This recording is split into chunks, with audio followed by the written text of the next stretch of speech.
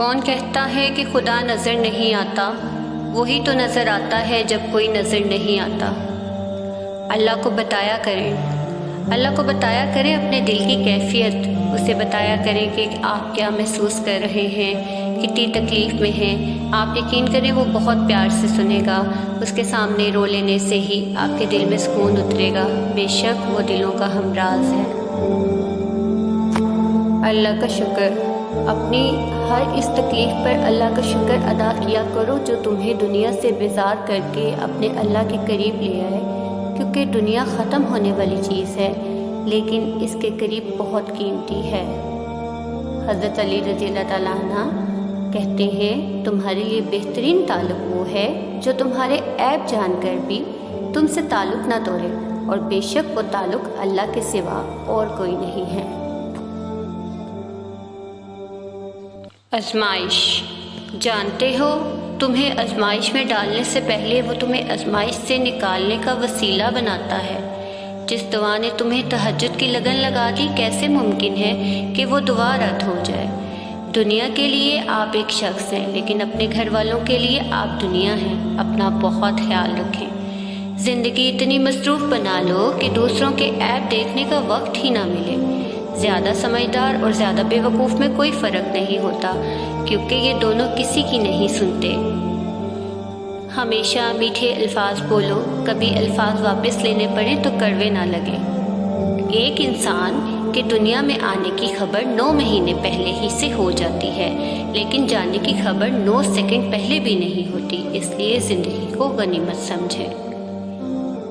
کامیابی کی پہلی سیڑھی کوشش ہے، کوشش سے غلطی، غلطی سے سبق، سبق سے تجربہ، اور تجربے سے کامیابی حاصل ہوتی ہے۔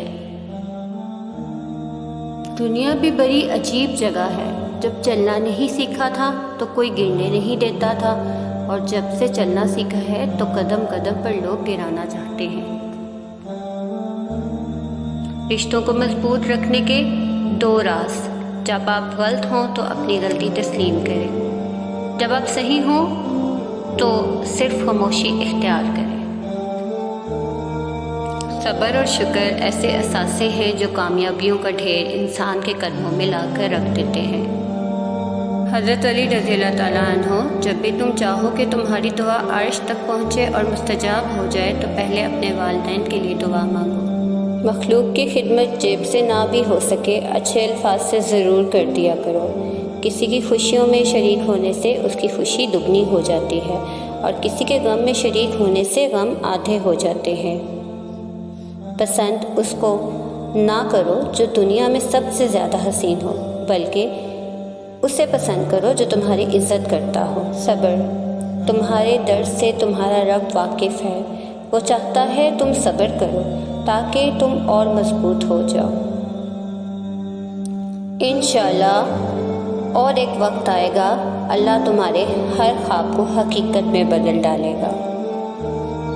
کسی کے صبر کا امتحان نہ لیا کرو، میں نے ایسے کرنے والوں کو اکثر پچھتاتے دیکھا ہے۔ کمال کی بات ہے نا، وہ اللہ ایک ہے اور وہ ہر ایک کا ہے۔ جس کا کوئی نہیں اس کا خدا ہوتا ہے، اور جس کا خدا ہوتا ہے اس کا سارا جہاں ہوتا ہے۔ کوئی ناراض ہو تو کتنی منتیں کرنی پڑتی ہیں اسے منانے کے لیے، اور ایک اللہ پاک کی ذات ہے جو ایک آنسو سے عمر بھر کے گناہ معاف کرنے کے لیے مان جاتا ہے۔ ہمارا ہر کام آسان ہوگا جس دن کا پہلا کام نماز ہوگا۔ وقت اچھا ہو یا برا، میرا اللہ کبھی بھی ساتھ نہیں چھوڑتا۔ نیک کوئی بھی نہیں، بس خدا کی ذات عیب چھپانے والی ہے۔